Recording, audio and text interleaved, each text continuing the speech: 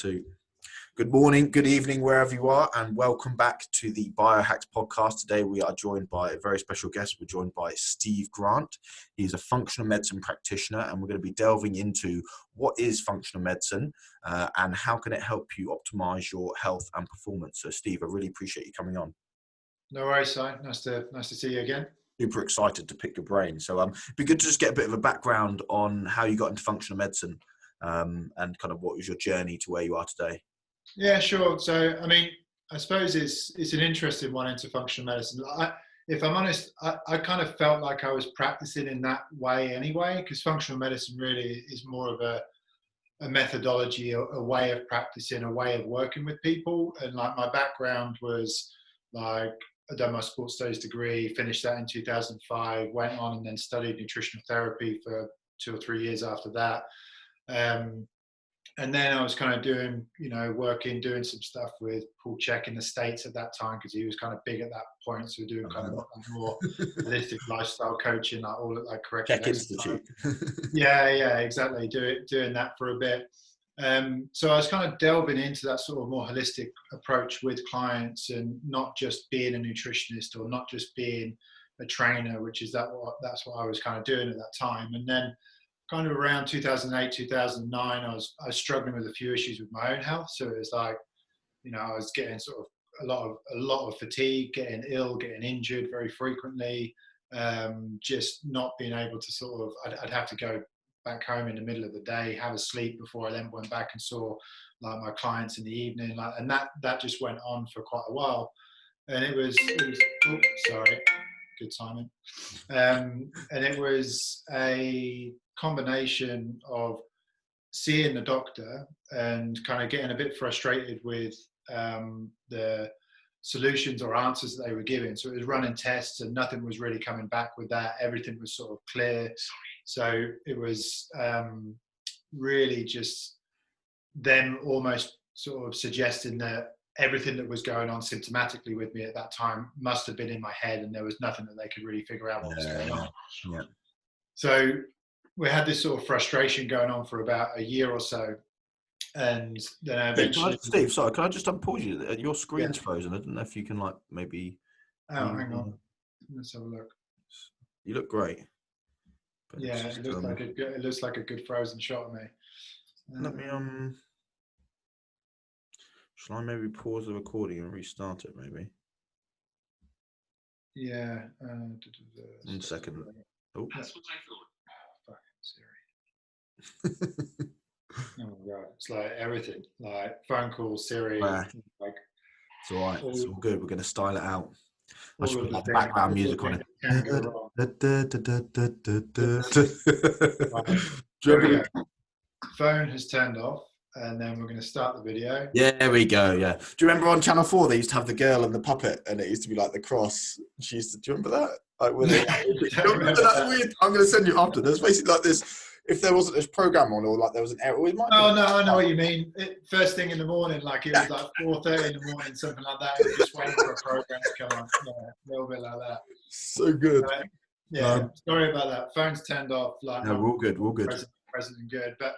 Yeah, so I went through this process for about a year of feeling like shit, basically, and not really sort of getting any answers, going through the sort of conventional medicine model, and not really having the answers myself at that point, with kind of like my knowledge around sort of nutritional therapy and sort of basic holistic sort of approaches as well. Anyway, I ended up going there was a conference at the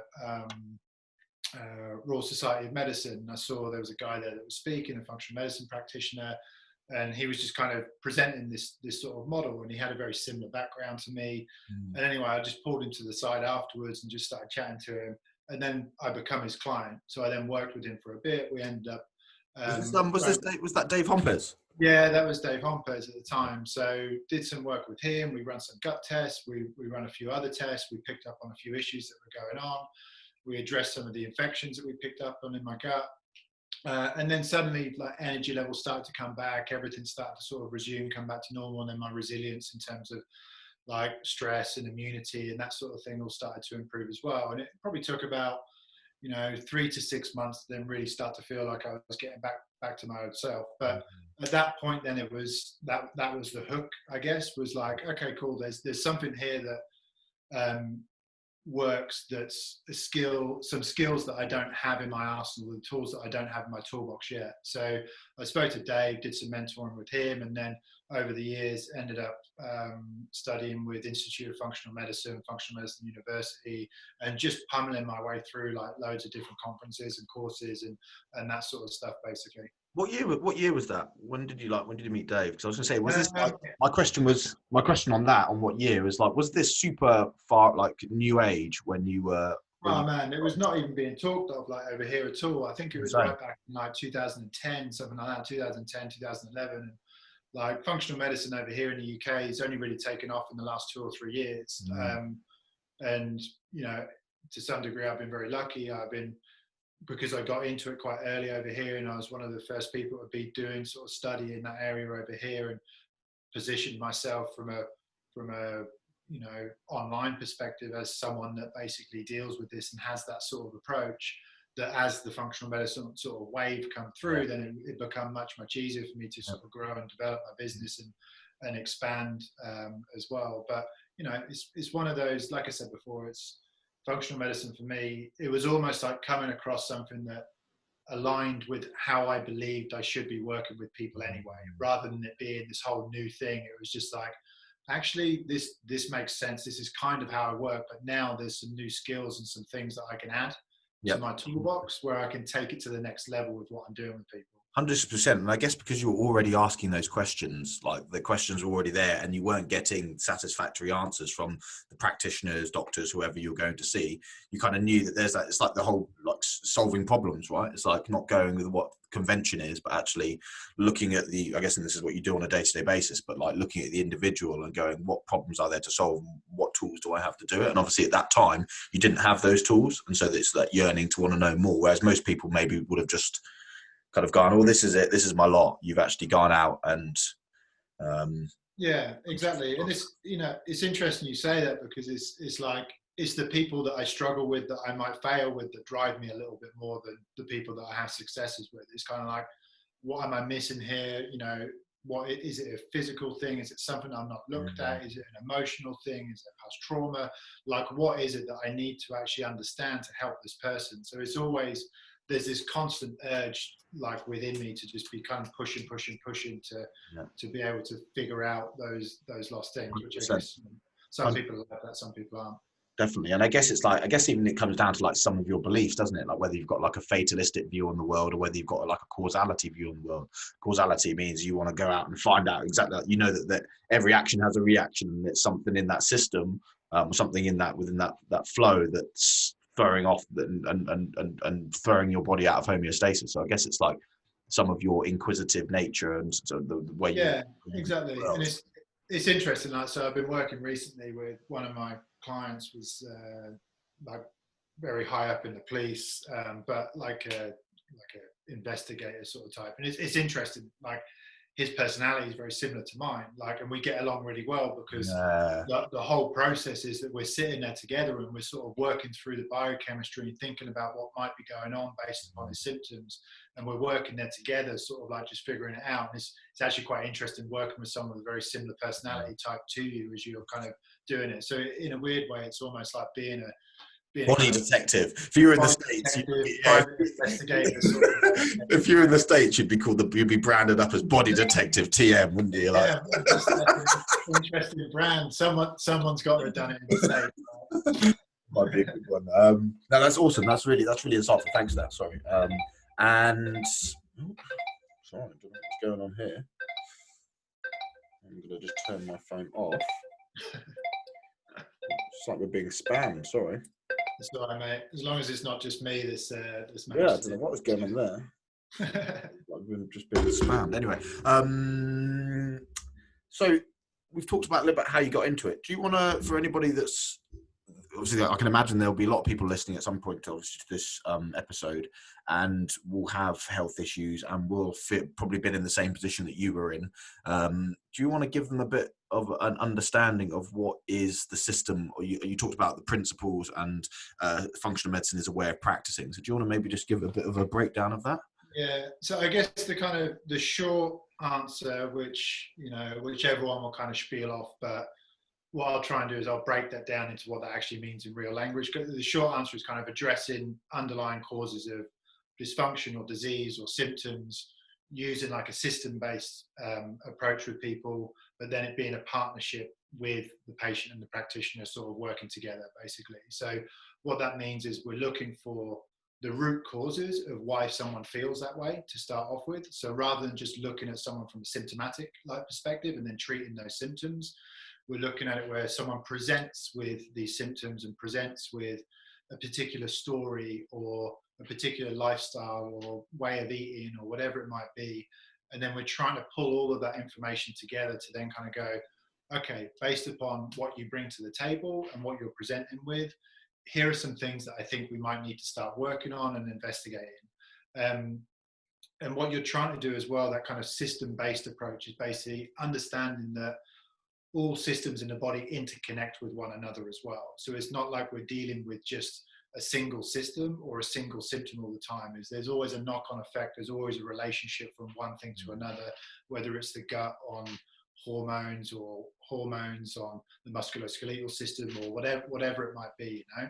And then the other side of which I think is, you know, this is kind of probably the most powerful aspect of functional medicine, is that patient kind of centered partnership approach, which is really, rather than it being like a dictatorship, is like you go in, you tell someone what's going on and they tell you what to do. The goal is to try and look at how do we elicit behavior change in someone. So how do we actually create longer term change in someone? And the only way you can do that is to work with that person and to sort of listen to them, to empathize, to understand their situation, and then to have them come in on as part of that decision making process a little bit. Because when they start to kind of, if you can educate people in a way, or you can ask people certain questions in a certain way, you can allow them a lot of the time to come to the conclusion of what needs to happen. And if it comes from them rather than you, it's a much more powerful kind of approach to creating change in someone, and then hopefully getting lasting results rather than just getting sort of a short-term cover-up or whatever it might be. That seems to be a big thing, isn't it? Like, I guess in like with the health and wellness and fitness boom that there's been like around the world, I guess over the past 15, 20 years, I guess there is still very much this surface level approach of like the magic bullet, or like do this to get Z. I talk about this quite a bit actually, this idea like being about the processes rather than the goals. And I guess this is exactly what you guys are doing. You're delving in deeper. You're not just looking at the superficial on the surface. And that obviously there are certain times and places, I guess, for the simple answer, but obviously exactly like you said, it's not consistent over time, and obviously it probably doesn't lead to as good a result. So it's a really comprehensive breakdown. Thank you. Well, sometimes there's a combination. Like sometimes you have to treat a symptom with someone, like because they're in such a shit place with what's going on that it's just better that you make them feel better and you get them into a position where then you can start working on some of the underlying things. So it's not that one model is wrong or right or whatever it might be. It's just that actually, and this is where when you look at the term functional medicine, like sometimes I just wonder whether it's just a rebranding of integrated medicine, basically. And that's kind of my thinking with it, is that functional medicine really is just integrated medicine. It's just that they've managed to create a brand and sell it and sell a lot of courses that allow to train people in that specific model. But I don't think it's a million miles away from integrated medicine. But what it has allowed people to do, it has pulled more of the medical minded people in the industry towards a more integrated approach, which I think has been great. Like, my background is more nutritionist, sports science, like that sort of thing. And what it's allowed me to do, and we're opening up a clinic next week, and like one of the people coming in on board with me is a medical doctor retrained in functional medicine. Now, the thought 5 years ago of me setting up a practice and bringing on board a medical doctor and working together as a team and stuff like that, it's a sign that things are starting to shift for me in the right direction, where there isn't like this kind of inserting people on a pedestal. There's an ability for different clinicians from different backgrounds to work together, because it's the patient that you're trying to get better. It's not about ego. It's not about anything like that. It's just about getting the result with people instead. 100%. Next evolution. It's kind of like this is the whole thing with humans, isn't it? That we need to keep improving. We need to keep, obviously, where the biggest problems lie, obviously the biggest rewards sit. And I guess that obviously when the palliative medical care system did a very good job at what it needs to do, right? But then there's this new level on top where now, because we have the ability to be able to do diagnostics or look at nutrition and how obviously it affects the body and health, and not only performance but health, underlying health, and like some of the problems that kind of we're seeing in the society in which we've kind of created. So that's really really interesting. I think the challenge is like, how do we actually treat chronic issues, right? Like that's always like, can you treat a chronic symptom disease with an acute medicine? Probably not that well anyway. Yeah. Like, so, because I guess we're seeing obviously a lot of a rise in these lifestyle type diseases, aren't we? So I guess. Yeah, exactly. And it's like, if you've got a lifestyle based disease, you need a lifestyle based approach. Like, like one thing makes sense to sort of, join together. If you break your leg, you don't need necessarily a lifestyle based approach. You need someone to go in there and pin it and fix it and 100%. deal with it. Like, there's aspects obviously of your lifestyle and stuff that might help with that situation, but it's not the primary sort of intervention. I think that's what we need to sort of figure out, is that there are certain conditions, symptoms, people, whatever it might be, that are going to do well with the kind of classic sort of medical model. And there are also certain conditions, symptoms, people that are going to do better with a more integrative or functional medicine based sort of model. Definitely. That's a really good breakdown. So just to give people a bit of an understanding, and maybe let's delve into, so what does it look like? So somebody comes to you, they've got particular symptoms. How do you want to give a bit of you talked about a matrix and kind of some of the systems and stuff that you work through? Yeah, sure. So, I mean, yeah, I'll take you through kind of a client journey, I guess, and a bit of an approach with a client coming in. So we normally collect a little bit of information when people first inquire, so we have a bit of an idea of, what it is they want to focus on and that sort of thing. Like, for one, that just helps us sort of figure out who probably is the best practitioner for them to work with to start off with. But then once they kind of come in for an initial consultation, we'll usually spend 1.5 hours, 2 hours, that sort of like time with them, going through everything. So we'll review medical history, health history, life history, kind of triggering events, trauma events, like all of those sorts of things, which can be really, really important, especially with chronic diseases and illnesses and stuff like that. Then we'll usually do a thorough symptom review, just reviewing through digestion, hormones, structural stuff, whatever it might be.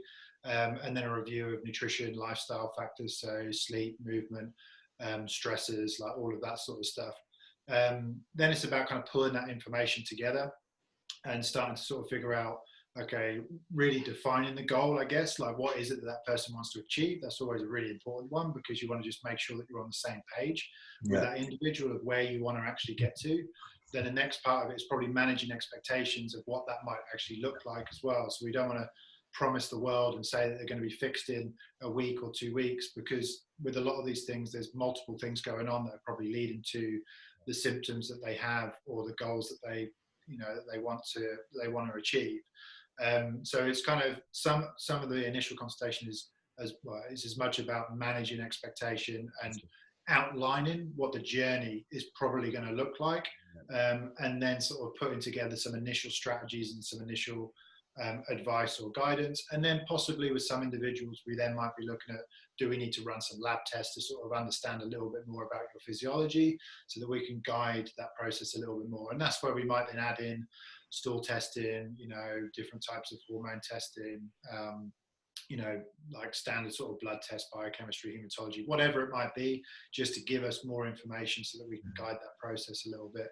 And then it's just a matter of kind of managing that client as we go through. Like, I kind of do a combination of, with some people I do it ad hoc. So someone comes in, I do a consultation, we figure out what's going on, we figure out then when we want to see each other, and we just work at it on a kind of, session by session sort of basis. And then other people quite like more of a structure of a bit of a program, and they've got weekly coaching calls and that sort of thing. So we offer a little bit of both to sort of support different personality types, because, as much as me, someone can walk in and one person can walk in and they're the sort of person that you can give them a bunch of stuff to do. They'll go away, they'll do it, no questions asked. And, you catch up with them 4 weeks later and they've achieved pretty much everything you've asked them to do. And then another person comes in and actually it needs to be broken down. They need a lot of support. They need accountability. They need someone to sort of coach them through that process a little bit. So it's just trying to hold people through the journey a little bit and give them the support that maybe they wouldn't normally get through other kind of means and methods. Yeah, so that's kind of the general approach. I'm actually working on something at the moment. It's not launched yet, but it probably will be in the next few months. It's called Health Score. So it's going to be, I think it's health-score.co.uk. So think of it a little bit like kind of a credit score. So what we basically do with that is you come onto the site, you then work through kind of a significant sort of questionnaire, nutrition and lifestyle questionnaire, then a systems and symptoms questionnaire. Yep. Then at the end, you get a report with like an overall score, and then in priority order for your nutrition and lifestyle and for systems and symptoms, the kind of areas of risk, shall we say. And then you can link through to then content that is specific to those areas. Really so then you can you can start the process yourself of thinking about things that you can do. And then obviously we then offer, if someone wants that kind of additional one-to-one support, then we offer that as well. But I'll keep you posted about that. Yeah, no, that's great. And I guess what that really helps in terms of, I guess that's really going to segue quite nicely into what my next question was. But I guess that it starts that diagnosis process, and it helps the kind of people to figure out where they are on that journey. Because obviously, I guess your whole job is that you get people coming in and they can be like completely fine to all the way through to this person needs a serious intervention. And I guess you're talking about obviously having to really tailor your process that you're going to basically put into place with that person. And I guess that's a really interesting a way of kind of breaking, obviously finding out where somebody is on that spectrum, I guess is what I'm trying to say. Yeah, exactly. So it's like, what you kind of don't want to do, you don't want to spend the first consultation with someone just data gathering. And really when I was looking at it, I was like, there's got to be a way in which we can kind of gather a lot of the data and a lot of the analysis before the consultation. So like this not only will be a tool just for people who use generally, like we're going to do it so it's completely free of charge. There's not even any data collection like emails or anything like that. So we keep it completely anonymous, everything like that. But I'll use it also as a tool as part of the kind of consultation process with my clients. So then when they rock up, I've got initial consultation form, I've got areas that I'm already thinking about. Yeah. And then what I can focus on then when I'm with someone is engaging with them, listening to them, empathizing with their situation, understanding what it is, then diving into the areas that we've highlighted already. And it's not just this kind of 90 minutes of just, do you get this? Do you get that? Do you get this? Do you get that? Do you know what I mean? Like that's something that someone can just do on their phone or on their computer or whatever. Improving your efficiency and like, I think it's always true in life, isn't it? You want to decrease friction where possible, right? So you want to make the journey as seamless as possible, as best you can, because it's already confusing enough. But that segues really nicely into my kind of next question was, what are some of the commonalities that you see? Is it like, be good to just get a rough idea and say, you see 100 people and 80% of them have got inflammatory disorders, or what's the kind of rough commonalities that you're seeing? So us as a company, the type of people that we see and tend to attract, we get a lot of like metabolic health issues. So obesity, type 2 diabetes, cardiometabolic, like that sort of thing.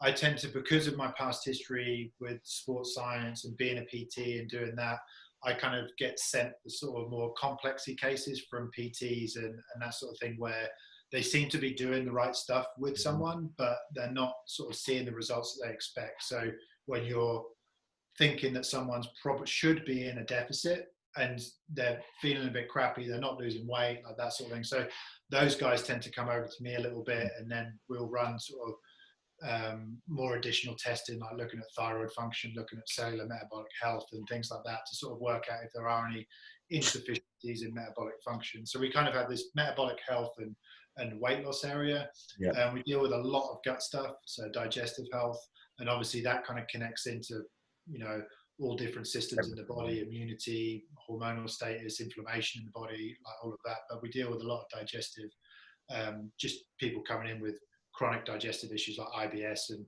bloating and distension, heartburn, acid indigestion, like all of that sort of stuff.